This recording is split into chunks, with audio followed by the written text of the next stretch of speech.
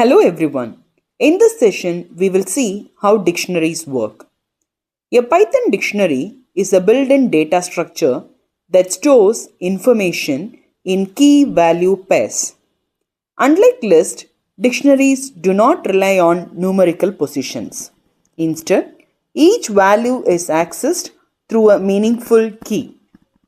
Think of a dictionary as a real-world lookup system. You search using a word, and the meaning is returned immediately. In Python, we create a dictionary using curly braces. Each entry consists of a key followed by a colon and then its value. Keys are usually strings or numbers. Values, however, can be anything: integers, strings, list, or even other dictionaries. Once a dictionary is created, values can be accessed by referring to the key inside square brackets. This direct access is one of the reasons dictionaries are so efficient. Dictionaries are mutable. This means we can add new entries, modify existing ones, or remove data after creation. If we assign a value to a new key, Python simply adds it to the dictionary. If we assign a value to an existing key, the old value is replaced. However, one important caution applies here. If you attempt to access a key that does not exist, Python raises a key error. This error reminds us that dictionaries are strictly key-based. To avoid this issue, Python provides the getOff method. Here, it safely retrieves the address and allows us to define a default response as not available when a key is missing. The small habit significantly improves code robustness. Dictionaries support flexible data types.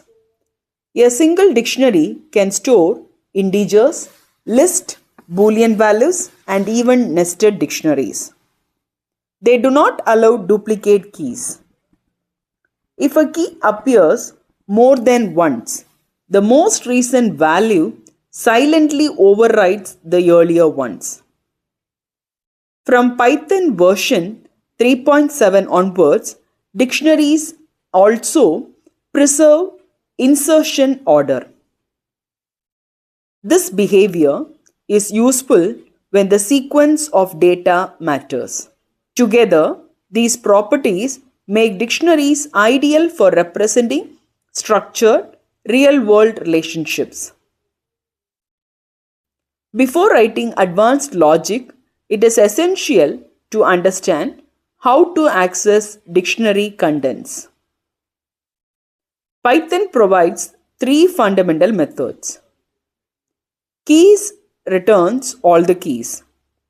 Values of returns all the values. Items of returns key value pairs together. Among these, items is the most powerful. It allows us to loop through both keys and values at the same time.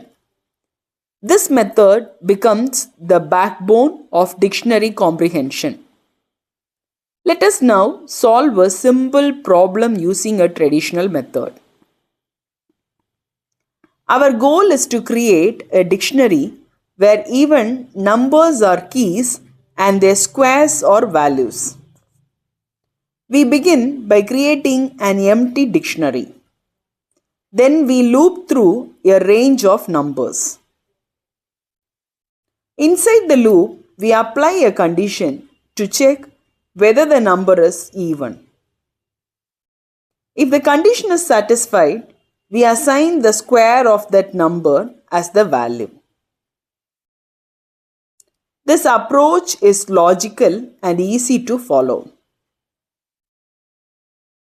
Yet, it requires several lines of code to express a single idea. This observation prepares us for a better solution.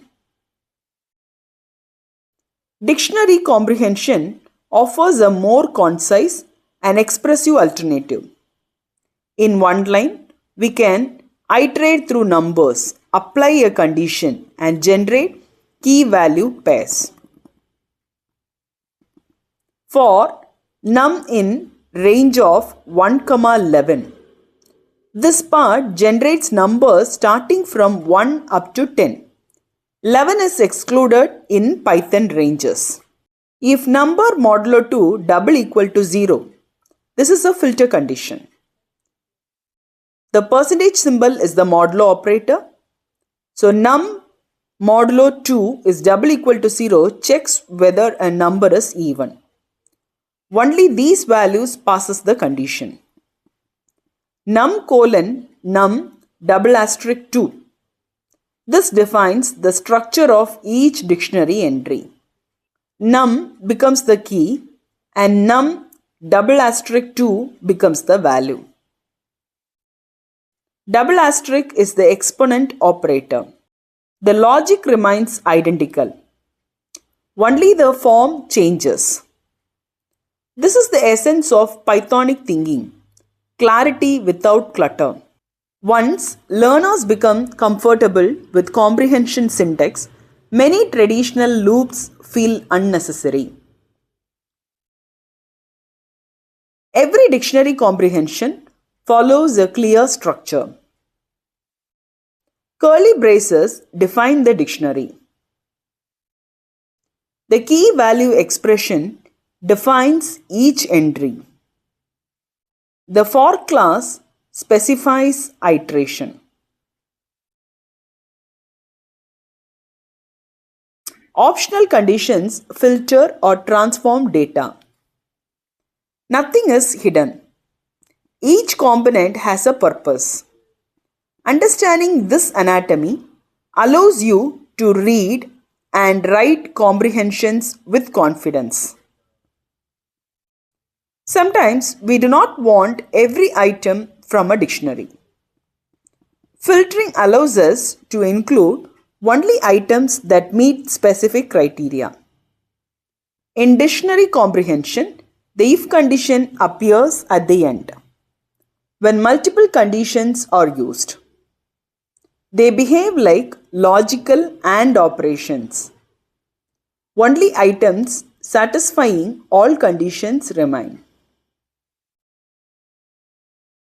This technique is particularly useful for cleaning and refining datasets. Filtering removes items. Transformation changes them. When using if-else in dictionary comprehension, the condition appears inside the value expression. Here, all keys are retained. Only the values change based on the rule. A common example is classifying numbers as odd or even. The structure is simple yet expressive. This pattern is frequently used in labeling, categorization, and feature engineering. A nested dictionary is simply a dictionary inside another dictionary. Using nested comprehension, we can transform inner dictionary as well. However, readability becomes a concern. While nested comprehensions are elegant, they can be difficult to interpret, especially for beginners. The same nested logic can be written using standard for loops.